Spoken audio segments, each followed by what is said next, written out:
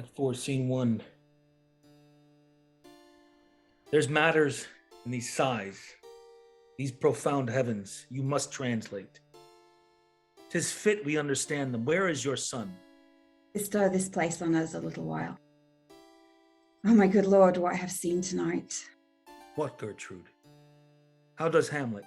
Mad as the sea and wind when both contend, which is the mightier. In his lawless fit, behind the arras hearing something stir, whips out his rapier, cries, a rat, and in this brainish apprehension kills the unseen good old man. Oh, heavy deed. It had been so with us had we been there. His liberty is full of threats to all. To you, yourself, to us, to everyone. Alas, how shall this bloody deed be answered? It will be laid to us whose providence should have kept short, restrained and out of haunt, this mad young man. So much was our love, we would not understand what was most fit. But, like the owner of a foul disease, you keep it from divulging. Let it feed even on the pith of life. Where is he gone? To draw apart the body he hath killed, or whom his very madness, like some ore among a mineral of metal's base, shows itself pure. He weeps for what is done. Oh, Gertrude, come away. The sun no sooner shall the mountains touch, but we will ship him hence. In this vital deed we must, with all our majesty and skill, both countenance and excuse. Ho, Guildenstern! Friends, both, go join you with some further aid. Hamlet, in madness, hath Polonius slain, and from his mother's closet hath he dragged him. Go seek him out, speak fair, and bring the body into the chapel. I pray you, hasten this. Come, Gertrude. We'll call up our wisest friends and let them know both what we mean to do and what's untimely done. So dreaded slander, whose whisper over the world's diameter, as level as the cannon to his blank, transports the poisoned shot, may miss our name and hit the woundless air. Come away. My soul is full of discord and dismay. Act 4, Scene 2. Safely stowed. Hamlet, Lord Hamlet. Soft. What noise? Who calls on Hamlet? Well, here they come. What have you done, my lord, with the dead body? Compounded it with dust. Where 'tis kin? Tell us where 'tis, that we may take it thence and bear it to the chapel. Do not believe it. Believe what? That I can keep your counsel and not mine own. Besides, to be demanded of a sponge? What replication should be made by the son of a king? Take you me for a sponge, my lord? Aye, sir, that soaks up the king's countenance, his rewards, his authorities.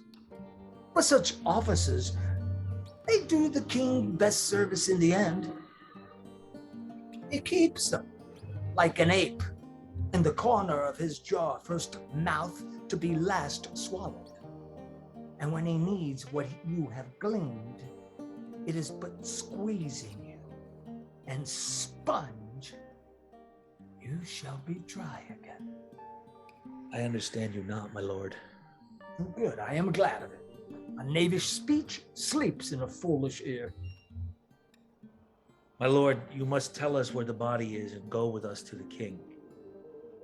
The body is with the king, but the king is not with the body. The king is a thing. Thing, my lord. Of nothing. Just bring me to him. Hide fox and all after. Or Scene 3. I have sent to seek him and to find the body. How dangerous is it that this man goes loose? Yet must not we put the strong law on him? He's loved of the distracted multitude, who like not in their judgment but their eyes, and where 'tis so the offender's scourge is weighed, but never the offense, and they're all smooth and even. This sudden sending him away must seem deliberate pause. Diseases desperate grown by desperate appliance are relieved, or not at all. How now? What hath befallen? Where the dead body is bestowed, my lord, we cannot get from him. But where is he? Without, my lord, guarded to know your pleasure. Bring him before us. Oh, Guildenstern, bring in my lord. Now, Hamlet, where's Polonius? At supper? At supper where?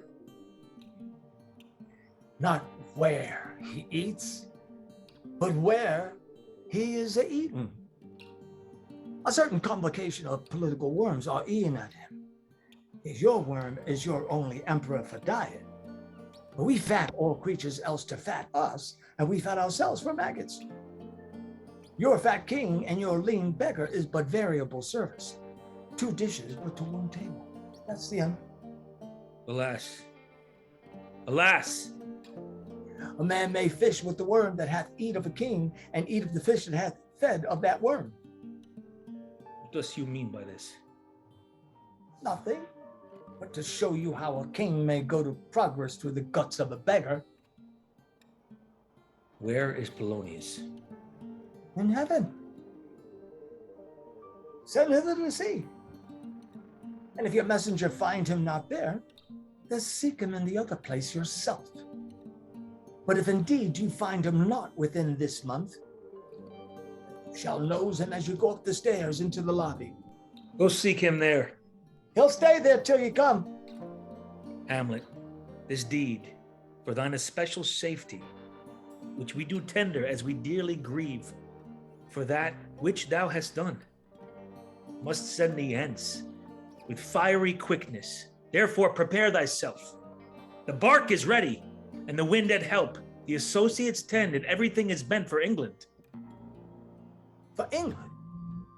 Aye, Hamlet. So is it, if thou knewest our purposes. I see it's your rub that sees them. But come, for England! Farewell, dear mother. Thy loving father, Hamlet. My mother. Father and mother is man and wife, and man and wife is one flesh, and so, my mother. Come, for England! Follow him at foot. Tempt him with speed abroad. Delay it not. I'll have him hence tonight. Away! For everything is sealed and done, that else leans on the affair. Pray you, make haste. And England, if my love thou holdest at aught, and my great power thereof may give thee sense, since yet thy cicatrice looks raw and red after the Danish sword, and thy free awe pays homage to us, thou mayest not coldly set our sovereign process, which imports at full by letters congruing to that effect the present death of Hamlet. Do it, England. For like the hectic in my blood he rages, and thou must cure me, till I know 'tis done. However haps my joys were never begun. Act 4, Scene 4. Go, captain, from me greet the Danish king. Tell him that by his license Fortinbras braves the conveyance of a promised march over his kingdom. You know the rendezvous. If that his majesty would aught with us, we shall express our duty in his eye, and let him know so. I'll do it, my lord. Go softly on. Good sirs, whose powers are these? They are of Norway, sir. And how purpose, sir, I pray you? Again, some part of Poland. And who commands them, sir? The nephew to old Norway, Fortinbras. Goes it against the main of Poland, sir, or for some other frontier? Truly to speak, and with no addition, we go to gain a little patch of ground that hath in it no profit but the name. To pay 5 ducats, 5! I would not farm it, nor will it yield to Norway or to Pole a ranker rate should it be sold in fee. Why, then the Polak will never defend it. Yes, it is already garrisoned. 2,000 souls and 20,000 ducats will not debate the question of the straw. This is the imposthume of much wealth and peace. The inward breaks and shows no cause without why the man dies. I humbly thank you, sir. God be with you, sir. Please, you go, my lord. Well, I'll be with you straight. Go a little before.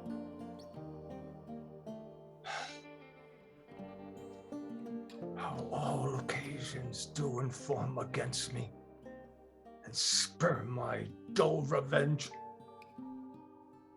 What is a man, if his chief good and market of his time be but to sleep and feed? A beast, no more. Sure, he that made us with such large discourse, looking before and after, gave us not that capability and godlike reason to thrust in us unused. Now, whether it be Bastille, oblivion, or some craven scruple of too precisely on the event, quartered hath but 1 part wisdom, 3 parts coward. I don't know why, yet I live to say this thing's to do. Since I have cause and the will and the strength and the means to do it. Examples gross as earth exhort me. Witness this army of such mass and charge, and led by a delicate and tender prince, whose spirit and divine ambition puffed makes mouths at the invisible event, exposing what is mortal and unsure to all that fortune, death, danger dare. Even for eggshell, rightly to be great is not to stir without great argument, but greatly to find quarrel in a straw when honor is at stake. And how stand I then, that have a father killed and a mother stained, excitements of my reason and my blood, and let all sleep, while to my shame I see the imminent death of 20,000 men, that for a fantasy or for a trick of fame they go to their graves like beds. They fight for a plot whereon the numbers cannot try the cause, which is not tomb enough and continent to hide the slain. This time forth, my thoughts be bloody or be nothing worth. Act 4, Scene 4. Go, captain, from me greet the Danish king. Tell him that by his license Fortinbras braves the conveyance of a promised march over his kingdom. You know the rendezvous. If that his majesty would aught with us, we shall express our duty in his eye, and let him know so. I'll do it, my lord. Go softly on. Good sirs, whose powers are these? They are of Norway, sir. And how purpose, sir, I pray you? Again, some part of Poland. And who commands them, sir? The nephew to old Norway, Fortinbras. Goes it against the main of Poland, sir, or for some other frontier? Truly to speak, and with no addition, we go to gain a little patch of ground that hath in it no profit but the name. To pay 5 ducats, 5! I would not farm it, nor will it yield to Norway or to Pole a ranker rate should it be sold in fee. Why, then the Polak will never defend it. Yes, it is already garrisoned.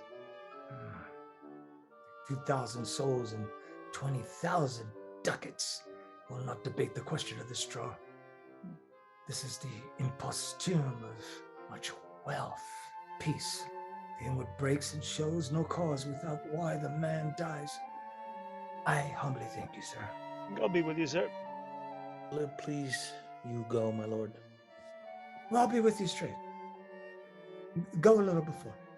How all occasions do inform against me and spur my dull revenge. What is a man, if his chief good and market of his time be but to sleep and feed? A beast, no more. Sure, he that made us with such large discourse, looking before and after, gave us not that capability and godlike reason to thrust in us unused. Now, whether it be Bastille, oblivion, or some craven scruple of thinking too precisely on the event, a thought quartered hath but one part wisdom, and ever 3 parts coward. I don't know why, yet I live to say this thing's to do. Since I have the cause and the will and the strength and the means to do it. Examples gross as earth exhort me.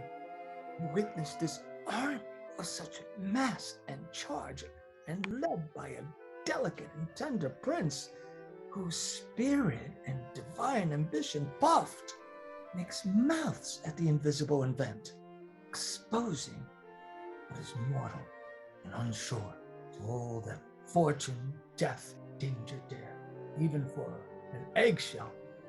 Rightly to be great is not to stir without great argument, but greatly to find quarrel in a straw when honor is at stake. Then how stand I then, that have a father killed and a mother stained, excitements of my reason and my blood, and let all sleep, while to my shame I see the imminent death of 20,000 men, that for a fantasy or for a trick of fame they go to their graves like beds.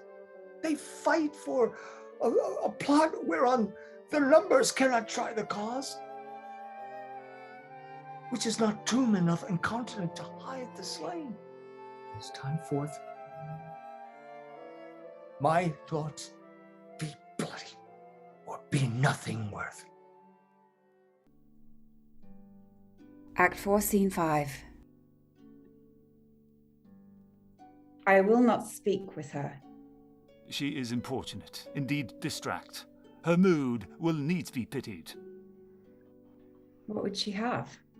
She speaks much of her father, says she hears tricks in the world, and hems and beats her heart, spurns enviously at straws, speaks things in doubt that carry but half sense.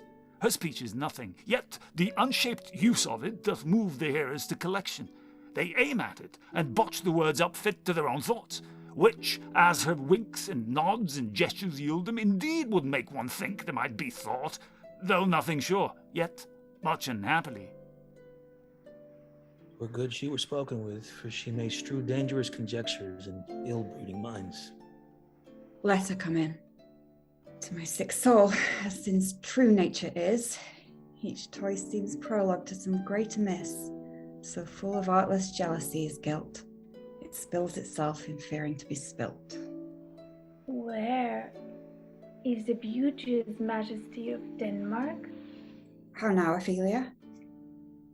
How should I your true love know from another one, by his cockle-hatted stuff and his sandal shoed?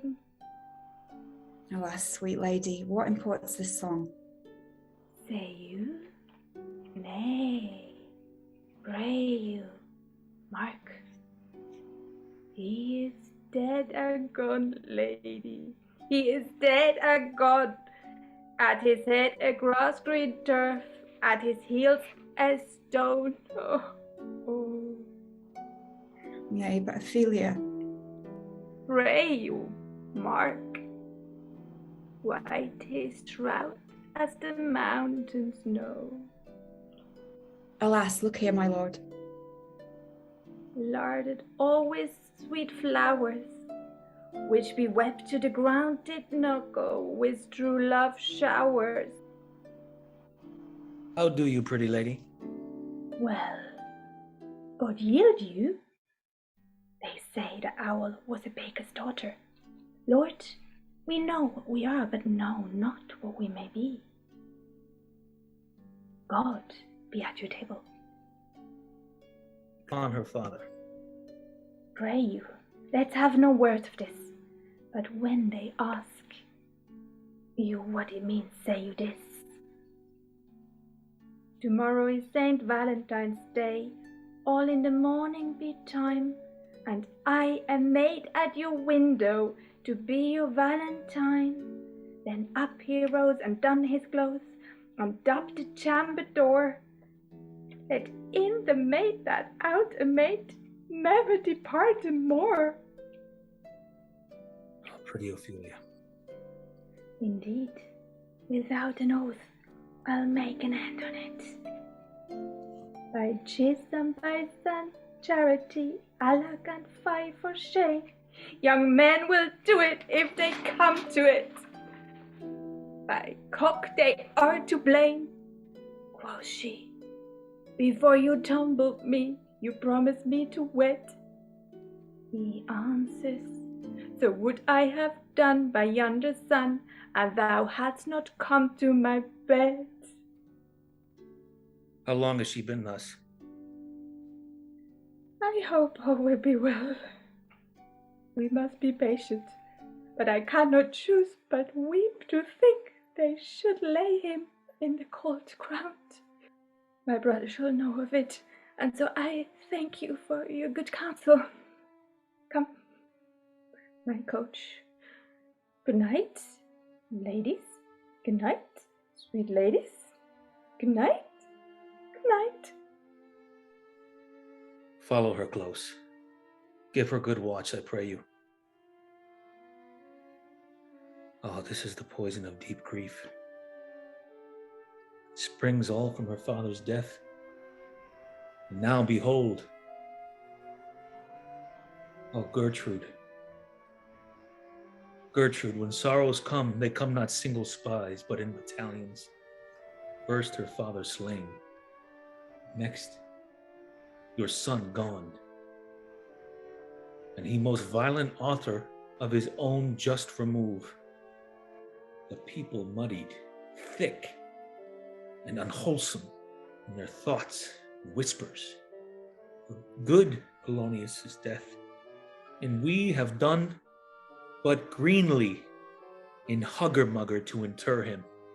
Poor Ophelia, divided from herself, her fair judgment, without the which we are pictures, or mere beasts.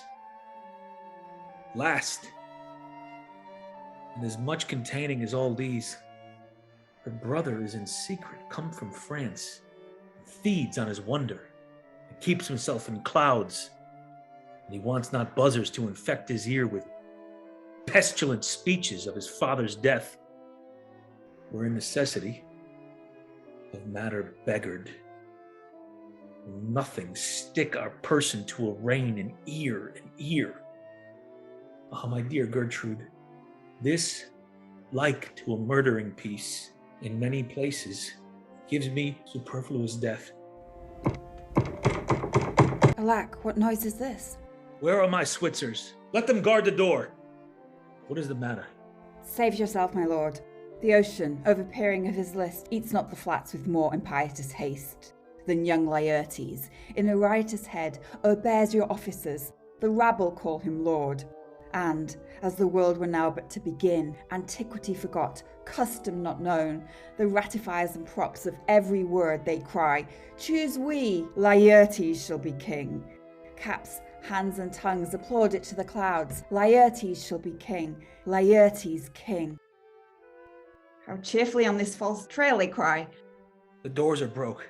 Where is this king? Sirs, stand you all without. I pray you give me leave. O thou vile king, give me my father. Calmly, good Laertes. The drop of blood that's calm proclaims me bastard, cries cuckold to my father brands, the harlot even in between the chaste, unscrumptured brow of my true mother. What is the cause, Laertes, that thy rebellion looks so giant-like? Let him go, Gertrude. Do not fear our person. There's such divinity doth hedge a king, that treason can but peep to what it would. Acts little of his will. Tell me, Laertes, why thou art thus incensed? Let him go, Gertrude. Speak, man. Where is my father? Dead. But not by him. Let him demand his fill. How came he dead? I'll not be juggled with. To hell the legions! Vows to the blackest devil, conscience and grace to the profoundest pit. I dare damnation to this point. I stand at both the worlds I give to negligence. Let come what comes, I'll only be revenged most thoroughly for my father. Who shall stay you? I will not all the world, and for my means I'll husband them so well they shall go far with little. Good Laertes, if you desire to know the certainty of your dear father's death, it's writ in your revenge. That swoopstake, you will draw both friend and foe, winner and loser? None but his enemies. Will you know them then? To his good friends, thus wide I ope my arms, and like a kind life-endearing pelican, repast them with my blood. Why, now you speak like a good child and a true gentleman. That I am guiltless of your father's death, and am most sensible in grief for it.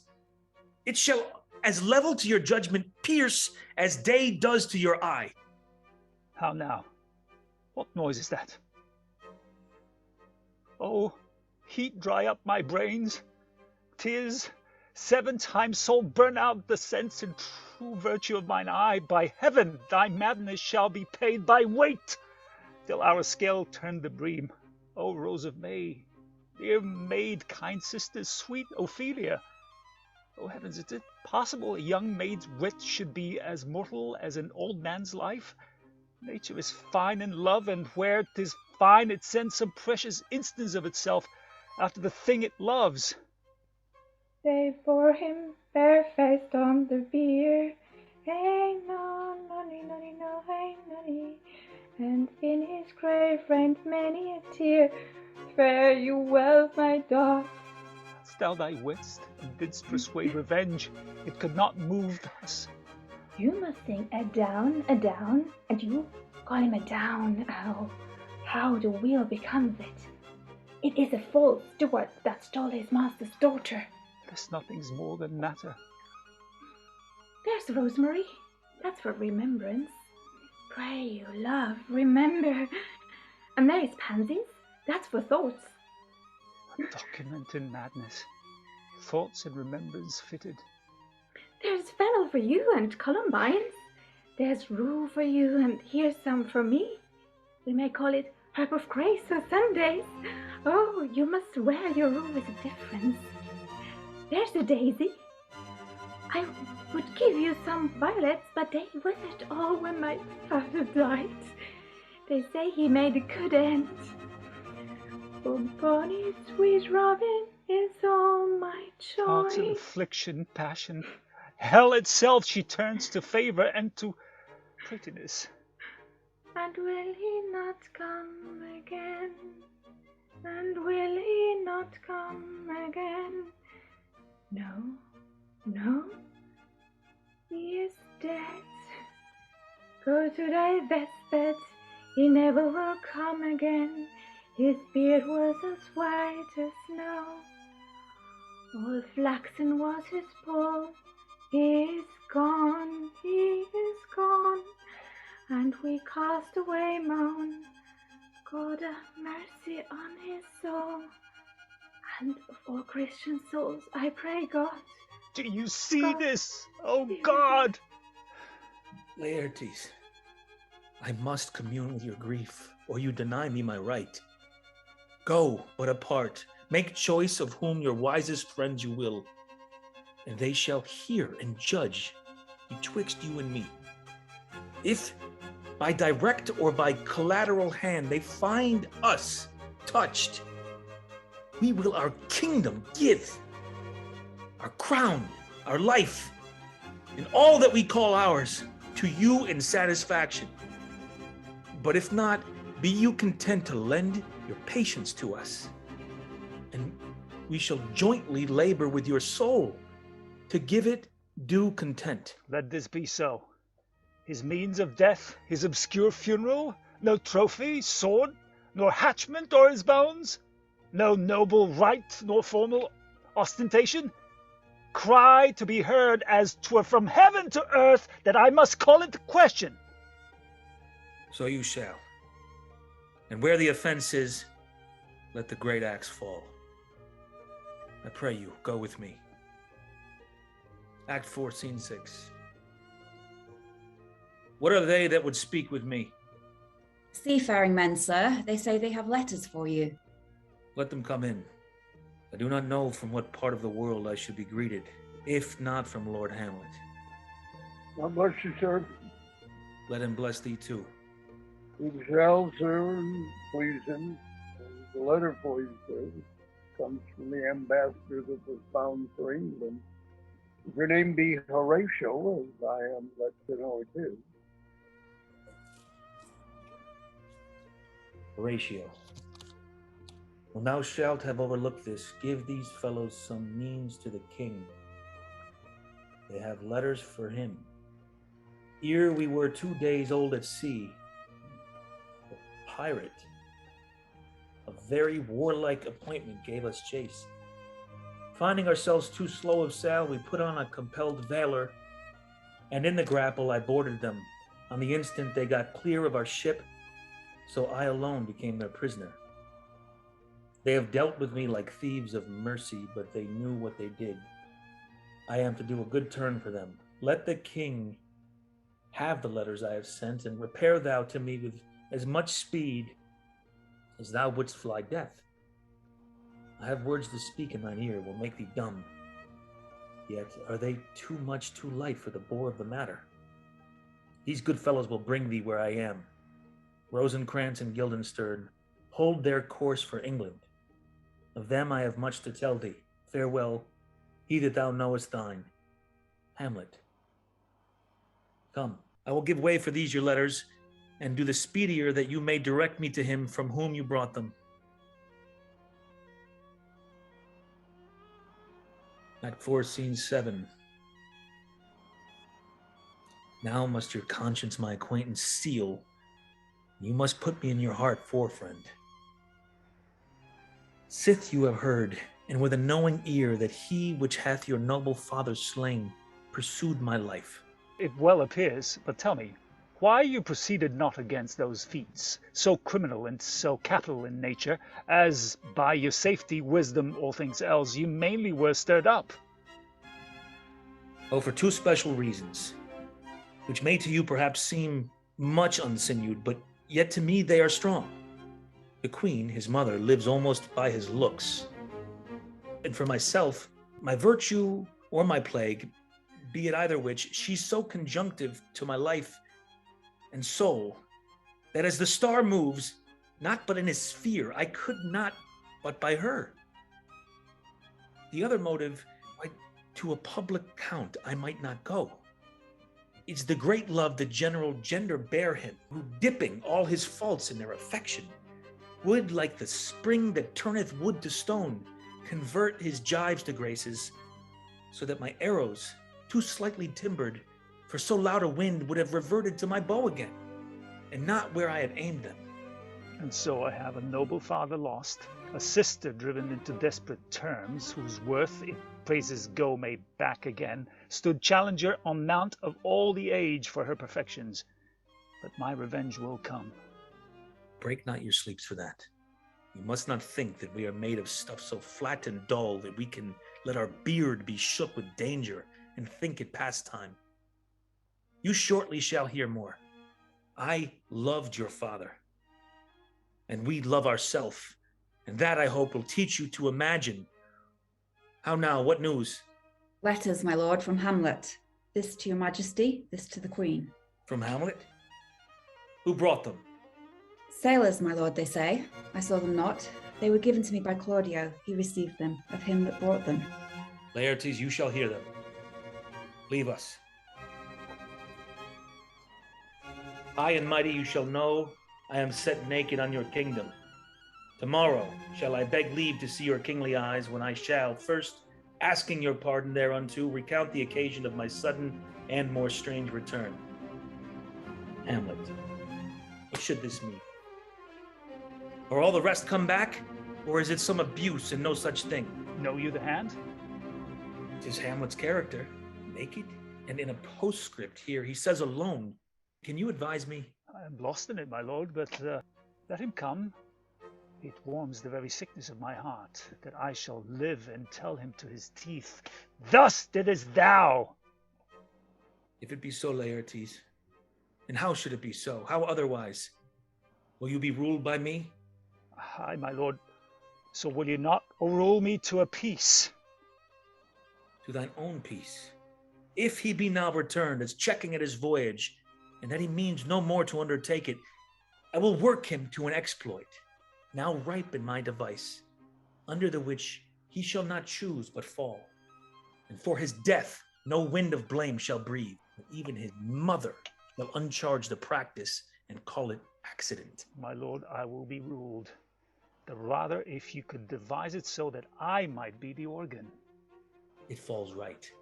You have been talked of since your travel much, and that in Hamlet's hearing for a quality wherein they say you shine.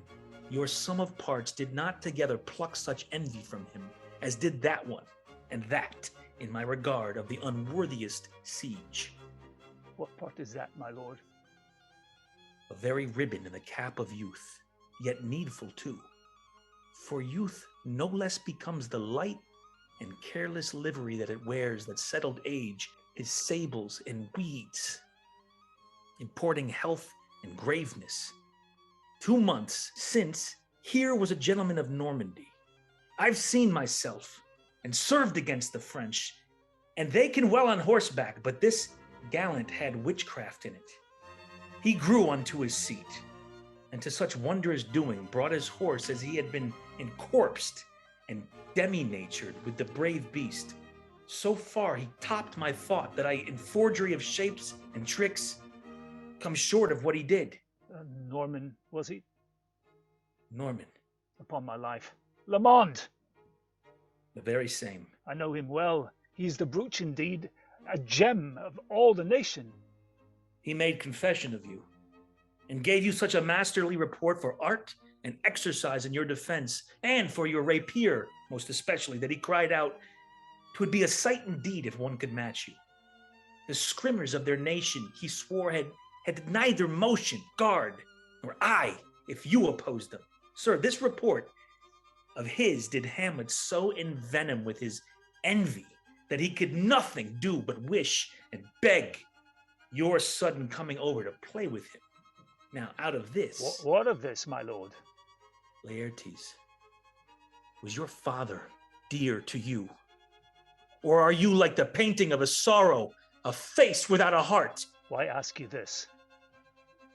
Not that I think you did not love your father, but that I know love is begun by time, and that I see, in passages of proof, time qualifies the spark and fire of it. There lives within the very flame of love a kind of wick or snuff that will abate it. And nothing is at it like a goodness still, for goodness, growing to a pleurisy, dies in his own too much. That we should do when we would, for this would changes and hath abatements and delays as many as there are tongues, our hands, our accidents. And then this should is like a spendthrift sigh that hurts by easing. But to the quick of the ulcer, Hamlet comes back. What would you undertake to show yourself indeed your father's son more than in words? To cut his throat in the church. No place, indeed, should murder sanctuarize. Revenge should have no bounds, but good Laertes, will you do this? Keep close within your chamber. Hamlet returns, shall know you are come home. We'll put on those shall praise your excellence, and set a double varnish on the fame the Frenchman gave you.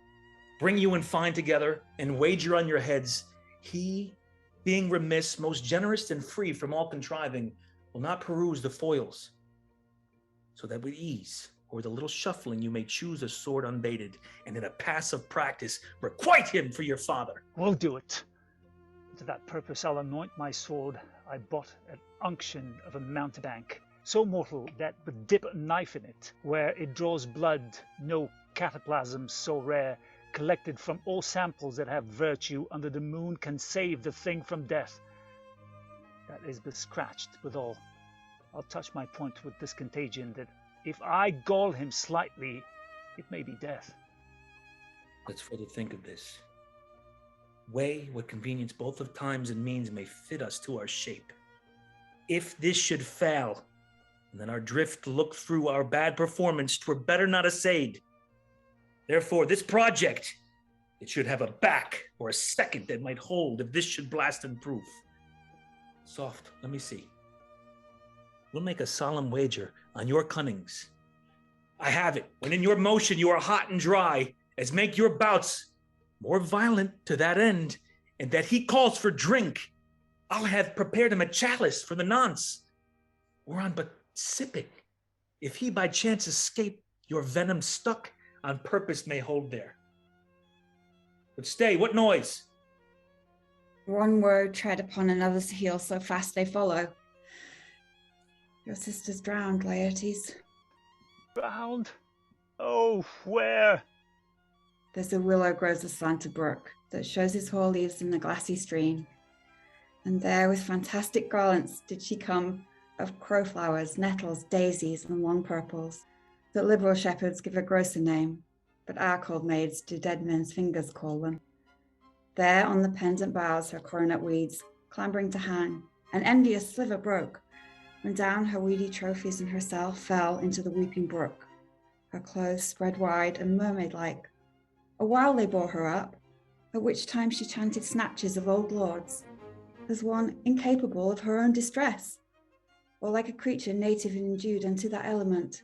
But long it could not be, till that her garments, heavy with her drink, pulled the poor wretch from her melodious lay to a muddy death.